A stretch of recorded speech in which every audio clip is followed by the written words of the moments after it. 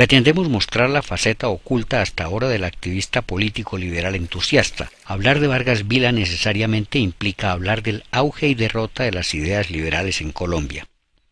En su Historia de la Eternidad, dijo Jorge Luis Borges que la injuria era el único roce de Vargas Vila con la literatura, aunque muy lentamente, las ideas de distintas escuelas económicas y filosóficas, que habrían de tener tanta relevancia en la política y la vida republicana, de la mano de los radicales primero y de la regeneración conservadora al final del siglo XIX.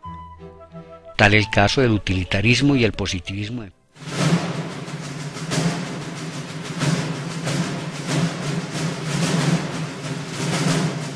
Casi niño, acude Vargas Vila al llamado del gobierno de don Aquileo Parra a sofocar con las armas la revuelta conservadora en el estado del Cauca durante 1876. De regreso del Cauca se emplea como maestro de escuela en Ibagué, donde comienza a escribir sus primeros versos y artículos muy cortos y sin ninguna importancia.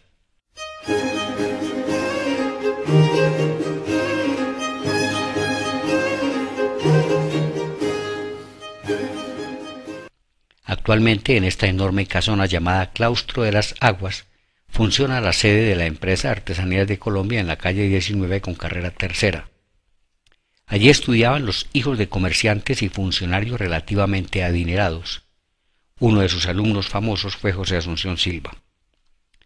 Rector del liceo era el jesuita Tomás Escobar, y en confrontación con él y buena parte del conservatismo imperante, además del clero católico, sucede el primer momento más importante en la vida del gran panfletario. No pasaron muchos meses en Villa de Leyva cuando estalló la rebelión armada de los liberales contra el gobierno conservador de Núñez.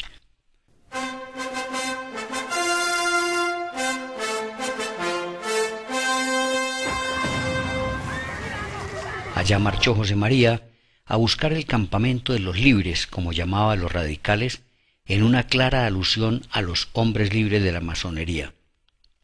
Una vez enganchado, lo nombran secretario general del jefe de la revolución, general Daniel Hernández. En el mismo momento de su alistamiento empieza a escribir sus opúsculos, Pinceladas sobre la última revolución en Colombia y Siluetas.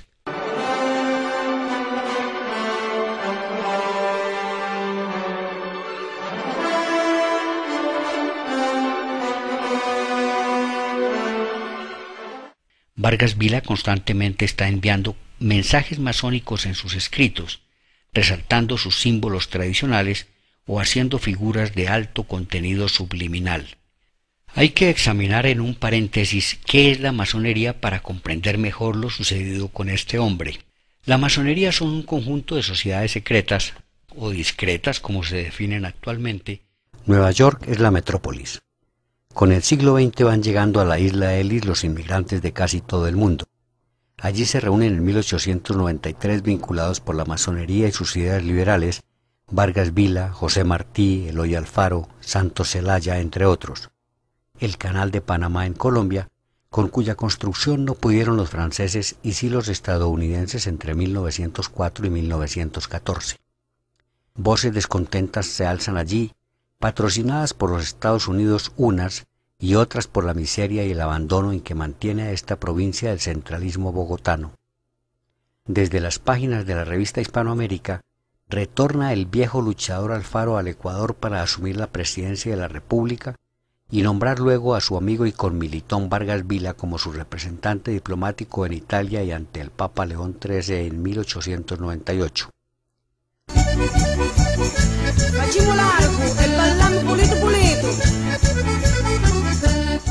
Y en el mes de marzo comenzó la escritura de su diario secreto cuando vivía en un modesto hotelito situado en el número 5 de la calle Leo de Livet, así llamada en honor del músico y compositor francés. Sus gustos por el arte, y aún en su vestimenta y su aire de autosuficiencia casi narcisista, que lo lleva a proclamarse en los años exitosos como una especie de nuevo genio incomprendido en su inmensa soledad. Y el 15 de agosto se estableció en un apartamento de la calle Bailén en Barcelona, ciudad donde viviría hasta su muerte.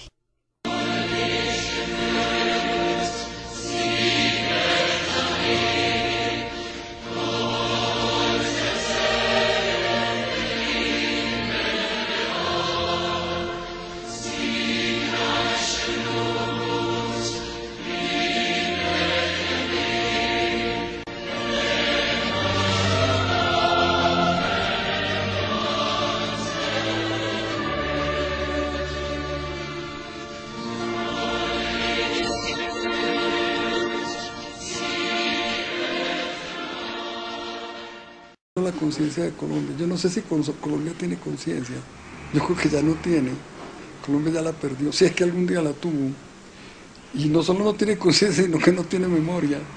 Colombia no sabe lo que está haciendo, ni se acuerda de nada de su pasado. Todo lo borró, todo lo olvidó. Es un país de aficionados al fútbol alucinados y desbordados por una realidad caótica, angustiosa, terrorífica, que nos rebasó a todos. Pero de todas maneras, la expresión de que Colombia es una mala patria, pues yo me sigo sosteniendo en ella. No quiere decir que la odie, eso es distinto, pero que es una mala patria sí, o una mala madre, si consideramos a la patria como una madre. No puede ser de otra forma un país que ha echado a 3 o 4 millones de sus hijos y que viven en el exilio. Usted de los políticos colombianos no hace uno de ninguno. Yo no creo que haya gente honorable, son unos ambiciosos de poder, se las dan de servidores públicos, no son servidores públicos, son aprovechadores públicos. Van detrás de los puestos públicos y a subir a la jerarquía burocrática.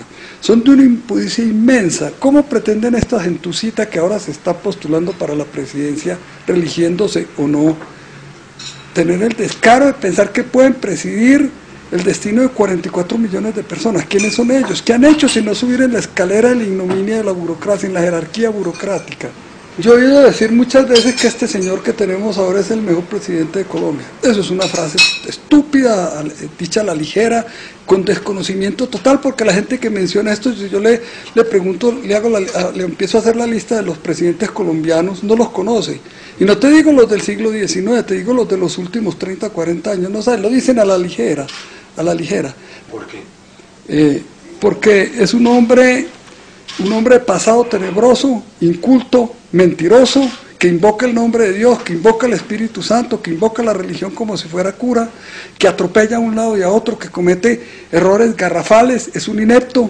Colombia en los años que lleva gobernándonos se ha derrumbado totalmente. Lo que quedaba, lo que habían dejado los bellacos que lo precedieron, muy en especial César Gaviria y Andrés Pastrana, de lo que dejaron, nosotros hemos ido más hacia el abismo, nos hemos hundido más en el pantano.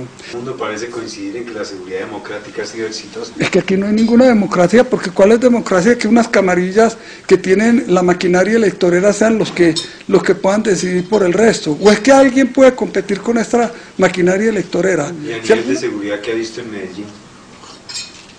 En Medellín se le volvió a ir de las manos. En el Parque de Bolívar, en las narices del CAI atracan a la gente, porque el CAI es un CAI de policías bachilleres que están armados de un garrote.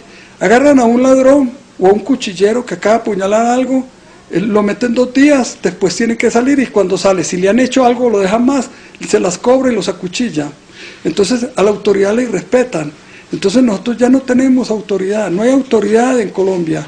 Entonces las Fuerzas Armadas desaparecieron, le entraron al juego de este señor en vez de imponerse. Han dejado que los aten de mano, han dejado inerme a Colombia otra vez. Tiene supuestamente cercada la guerrilla y frenada a nivel de acciones, de secuestro, de acciones terroristas. Es que con ese cuentecito nos tienen desde hace 6 años, y la guerrilla no la ha vencido.